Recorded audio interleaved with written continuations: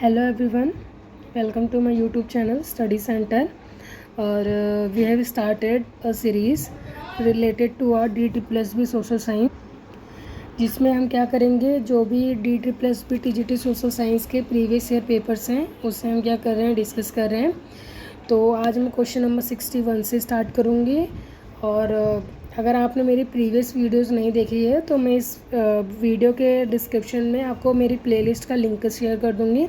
आप एक बार उसे ज़रूर देख लेंगे, क्योंकि अगर आप किसी ऐसी गवर्नमेंट जॉब्स का प्रिपेयर कर रहे हैं तो ये ज़रूरी है कि आप एक बार उसके PYQs को ज़रूर देखें, क्योंकि गवर्नमेंट जॉब के एग्ज़ाम्स में जो PYQs होते हैं वो एक इम्पॉर्टेंट रोल प्ले करते हैं, क्योंकि जो जॉब्स होते हैं इस टाइप के उसमें जो PYQs हैं वो हर साल रिपीट होते रहते हैं। तो अगर आप इसे देखेंगे तो आपके क्या कहते हैं, चांसेस ज़्यादा हो जाएंगे कि आप राइट आंसर को चूज़ कर सकें, क्योंकि बहुत सारे क्वेश्चंस ऐसे होंगे जिन्हें आपने पहले से पढ़ा हुआ है। और लेट्स सपोज कोई क्वेश्चन है, उसमें आपसे डेट पूछी हुई है और उसमें आपसे प्लेस पूछा हुआ है, तो मतलब कई से क्वेश्चन ऐसे होते हैं जिससे 2-3 क्वेश्चन और न्यू बन सकते हो। तो कई बार ऐसा होगा कि आप एक ही क्वेश्चन से 3 नए क्वेश्चंस को लर्न कर सकते हैं। तो चलिए हम स्टार्ट करते हैं अपनी सीरीज़ को। हमारा आज का फर्स्ट क्वेश्चन है the magnitude of population growth. तो हमसे मैग्नीट्यूड पूछा है पॉपुलेशन ग्रोथ का, तो इसका राइट आंसर क्या हो जाएगा? Option number second, the number of person added each year. हर एक साल में जो नए पर्सनस ऐड हो रहे हैं वो क्या होता है? मैग्नीट्यूड होता है किसका? पॉपुलेशन ग्रोथ का। ओके, तो राइट आंसर हमारा क्या हो जाएगा? सेकेंड। नेक्स्ट क्वेश्चन है हमारा, to make human as resource a country should invest on dash and dash. तो एक ह्यूमन को एज अ रिसोर्स बनाने के लिए कंट्री को किस में इन्वेस्ट करना चाहिए?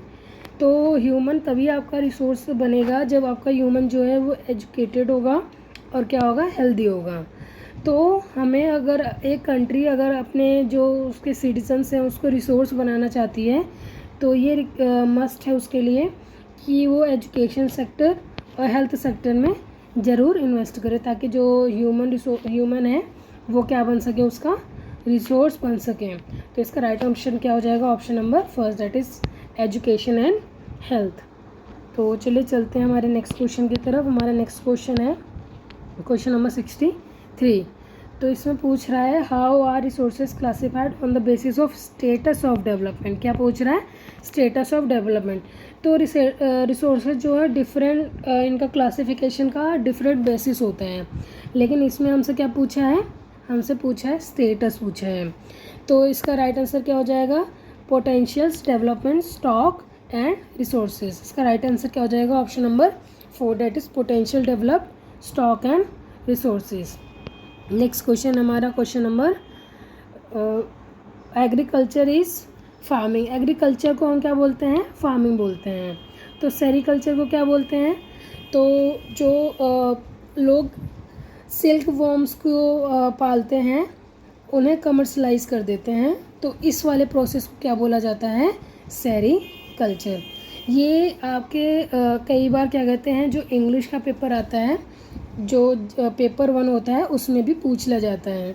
तो आप समझ सकते हैं कि जो क्या कहते हैं PYQs है कितना इंपॉर्टेंट रोल प्ले करते हैं हमारे एग्ज़ाम को क्लियर करने में। तो ना ही ये सिर्फ SST, इवन क्या कहते हैं समटाइम्स से क्या हो जाता है, इंग्लिश जो हमारा पेपर 1 होता है उसमें भी ये पूछ लिया जाता है कि सेरीकल्चर की मीनिंग क्या होती है। तो सेरीकल्चर का मतलब होता है commercial rearing of silkworm. Right option क्या हो जाएगा? Option number 4। नेक्स्ट हमारा क्वेश्चन है question number 65, identify the one which is not an agro based industry. तो एग्रो बेस्ड इंडस्ट्रीज वो होती हैं जिनका रिलेशन किससे होता है? एग्रीकल्चर से हुआ होता है, जिनका कभी ना कभी जो रॉ मटेरियल्स होते हैं वो एग्रीकल्चर के थ्रू प्रोड्यूस हुए हों। तो जो कॉटन इंडस्ट्रीज़ होती हैं वो एग्रीकल्चर से रिलेटेड होती हैं, सिल्क इंडस्ट्रीज़ भी होती हैं, एडिबल ऑयल्स भी होते हैं, बट आयरन और स्टील का कोई भी एग्रीकल्चर से रिलेशन नहीं होता है। तो हमारा राइट ऑप्शन क्या हो जाएगा? Option number 4, iron and steel industry. Next question की तरफ चलते हैं। हमारा क्वेश्चन है 66। इसमें पूछ रहा है identify the sea port between Mumbai and New Mangalore. तो इसका राइट ऑप्शन क्या हो जाएगा? Option number second, that is Mormugao. तो जो मोरमुगांव सी पोर्ट है वो किसके बीच में आता है? मुंबई एंड न्यू मैंगलोर के बीच में। नेक्स्ट क्वेश्चन की तरफ चलते हैं। नेक्स्ट क्वेश्चन है हमारा क्वेश्चन नंबर 67 क्वेश्चन क्या बोल रहा है हमसे, विच of this is high damaged MSK 9 zone in terms of earthquake. तो अर्थक्वेक के रिगार्डिंग इनमें से कौन सा ऐसा एरिया है जो MSK 9th रिस्क जोन में आता है। तो कौन सा एरिया हो जाएगा हमारा, नॉर्थ ईस्टर्न स्टेट जो होते हैं वो इस वाले हाई रिस्क जोन में आते हैं। नेक्स्ट क्वेश्चन है हमारा question number 68, identify A state in India which is mostly affected by cyclone. तो इसका राइट ऑप्शन क्या हो जाएगा, option number second, that is Orissa. Orissa जो होता है वो काफ़ी बार अफेक्टेड होता है साइक्लोन से, क्योंकि आपको पता होगा कि इसका जो पोर्ट है वो बे ऑफ बंगाल से टच करता है। नेक्स्ट क्वेश्चन हमारा question number 69, which one of the following is not an example of biological और नेचुरल डिजास्टर। तो देखते हैं, फ्लड जो होता है वो हमारा नेचुरल डिजास्टर होता है, ड्रॉट हमारा नेचुरल डिजास्टर होता है, लैंडस्लाइड्स क्या होते हैं हमारे नेचुरल।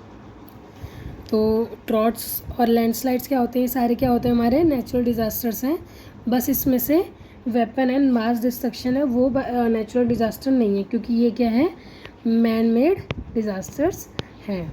ओके, तो इसका राइट ऑप्शन क्या हो जाएगा, option number second, that is weapon of mass destruction. Next question हमारा क्वेश्चन नंबर 70। तो क्वेश्चन नंबर 70 क्या कहता है, in which of the following area does the golden fibre grow well. तो गोल्डन फाइबर आपको पता होना चाहिए किससे रिलेटेड है, हमारा जूट प्रोडक्शन से रिलेटेड है। किससे रिलेटेड है, हमारा जूट के प्रोडक्शन से।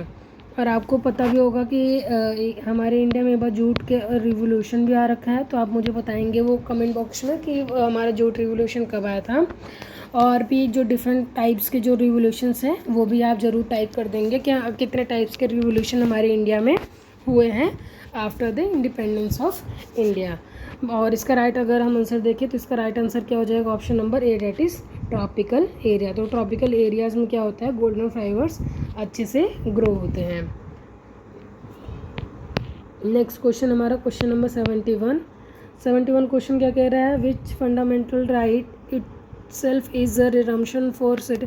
इसमें ये पूछा जा रहा है कि कौन सा ऐसा फंडामेंटल राइट है जिसे हम क्या करते हैं, जैसे मान लो कि आपको कोई राइट है, आपको पता होना चाहिए कि हमारे पास फंडामेंटल राइट्स हैं।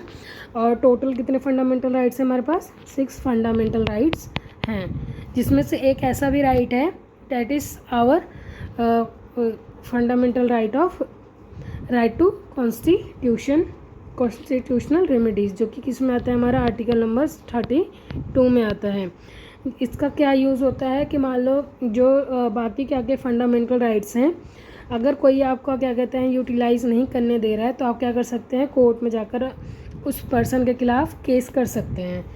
ओके, तो ये वन ऑफ द इम्पॉर्टेंट क्या कहते हैं फंडामेंटल राइट है। इसे इस कॉन्स्टिट्यूशन रेमेडीज़ को B.R. अम्बेडकर ने heart and constitutional B.R. Ambedkar जो हैं, B.R. अम्बेडकर ने राइट ऑफ कॉन्स्टिट्यूशनल रेमेडीज़ को क्या बोला है, सोल ऑफ कॉन्स्टिट्यूशन भी बोला है, सोल ऑफ कॉन्स्टिट्यूशन भी बोला है। ये आपको पता होना चाहिए। चलते हैं हमारे नेक्स्ट क्वेश्चन की तरफ। हमारा नेक्स्ट क्वेश्चन है question number 72, promise made by individuals, group or countries to uphold the principle or rules which is legally binding on the signatories to the agreement or statement is called covenant।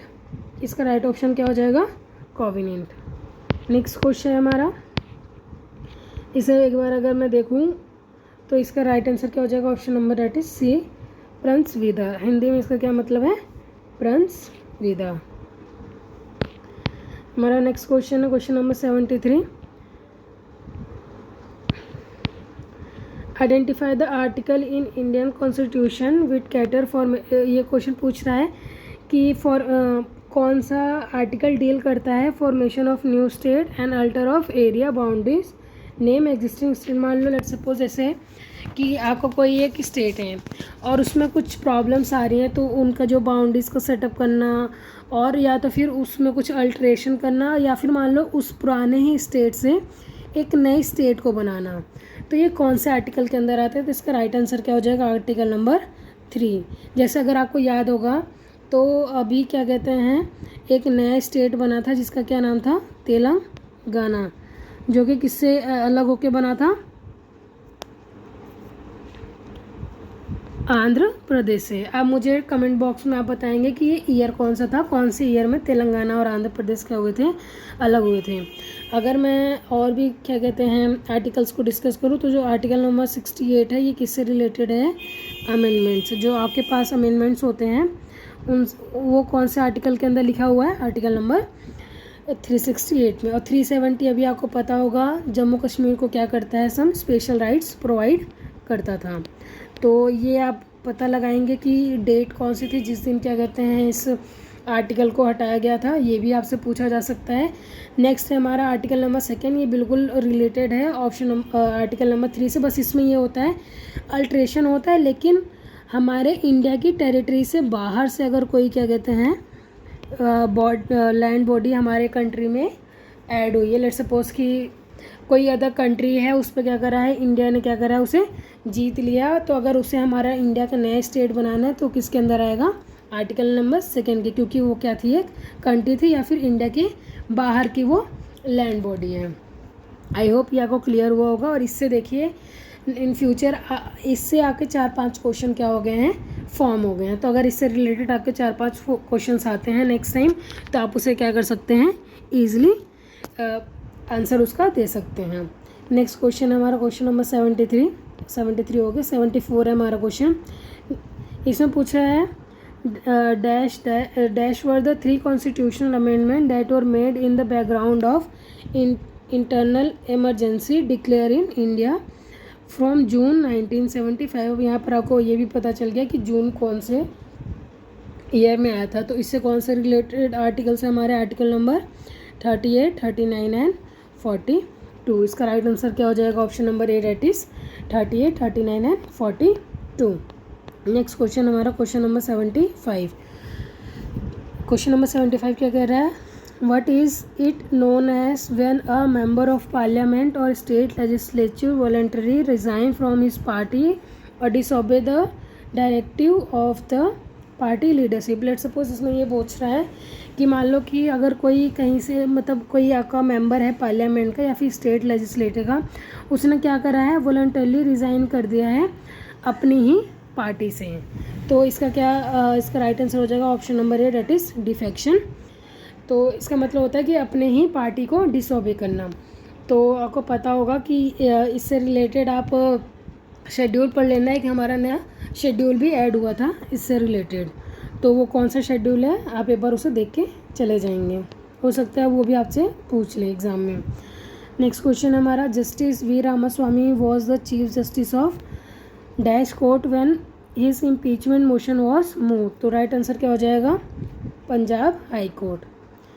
Next question है हमारा question number 77 question क्या है? Wangari Maathai was the founder of dash movement in dash. तो Wangari माठाई के बारे में पूछ रहा है कि वो किस चीज़ के फाउंडर थे और कौन सा प्लेस था उनका। तो देखते हैं हमारा राइट आंसर क्या हो जाएगा। तो जो वंगाई हैं वो किसके हैं? ग्रीन बेल्ट मूवमेंट के फाउंडर है। और कहाँ पे ये मूवमेंट हुआ था? हमारा केनिया में हुआ था। तो इसका राइट आंसर क्या हो जाएगा? Option number 4, that is green belt movement in Kenya. Next हमारा क्वेश्चन है क्वेश्चन नंबर 78। क्वेश्चन नंबर 78 क्या कह रहा है? वाटर स्ट्रगल से रिलेटेड। अगर आपने पॉलिटिकल साइंस पढ़ी हुई 10th क्लास की, और आपके क्या कहते हैं ये बोलीविया वाला जो चैप्टर है, एक बोलीविया वाला और एक नेपाल वाला, वो आपके सिलेबस का ही पार्ट है। तो water struggle happen in which of the following nation. तो ये बहुत ही ईजी क्वेश्चन है। इसका राइट आंसर क्या हो जाएगा? बोलीविया। इससे रिलेटेड जो भी आपकी इंपॉर्टेंट फैक्ट्स हैं वो भी एक बार आप देख लेंगे कि क्या हुआ था बोलीविया में, क्यों मतलब वाटर की स्केर्सिटी या फिर प्रॉब्लम वहाँ पे स्टार्ट हुई या फिर जनरेट हुई। नेक्स्ट क्वेश्चन है हमारा, which of this following party system is ideal for all countries at all situation. तो इसमें पूछ रहा है कि किस टाइप की पॉलिटिकल पार्टी सिस्टम है वो आइडल होती है। तो ऐसा नहीं है कि जैसा हम पार्टी सिस्टम हमारी कंट्री में चल रहा है वैसे ही सारे कंट्रीज़ के लिए आइडल हो सकता है। लेट्स सपोज चाइना अगर देखिए आप, जापान में देखें और इंडिया में देखें तो बहुत सारी ऐसी कंट्रीज़ हैं जहाँ पे मल्टी पार्टी सिस्टम चलता है। जैसे कि हमारे इंडिया में बहुत सारी कंट्रीज़ ऐसी होती हैं जहाँ पे बाई पार्टी सिस्टम चलता है, जैसे आपका यूएस हो गया, और सिंगल पार्टी सिस्टम होता है जैसे आपका चाइना हो गया।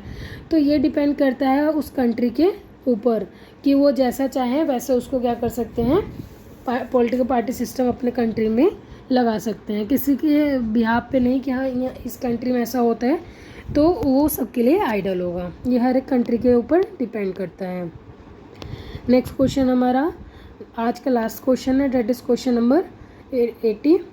विच of the following country has face disintegration to exactly 6 independent country. तो इसका राइट आंसर क्या हो जाएगा हमारा, डेट इज़ यूएसएसआर। ये कंट्री जिसने क्या करा है, इंटीग्रेशन फेस किया है, जिससे क्या हुई है 6 इंडिपेंडेंट कंट्रीज़ का निर्माण हुआ है। तो आज का सेशन हमारा कंप्लीट हुआ है। आई होप ये आप सबको पसंद आया होगा।